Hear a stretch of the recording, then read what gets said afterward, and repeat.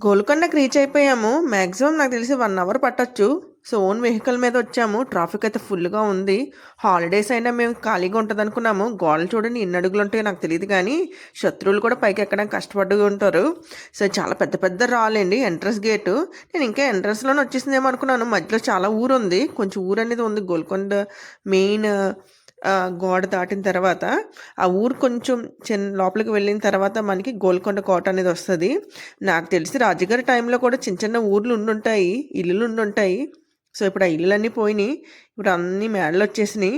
Traffic అయితే ఫుల్గానే ఉన్నది. సెలవే అనుకున్నాం కానీ అండి మనుషులందరూ ఇక్కడే ఉన్నారు. టికెట్ తీసుకోవడానికి మా వారు వెళ్ళారు. సో చూడడానికి చాలా బాగుంది. పెద్ద పెద్ద గోడలు.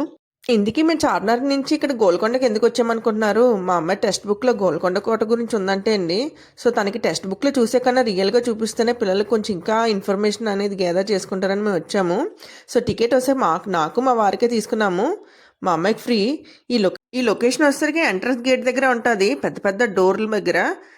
ఇక్కడ ఎవరైనా వచ్చారంటే రాజుగారికి ఇన్ఫర్మేషన్ ఇవ్వడానికి సోల్జర్స్ అంటే అండి క్లాప్స్ కొట్టేవారంట.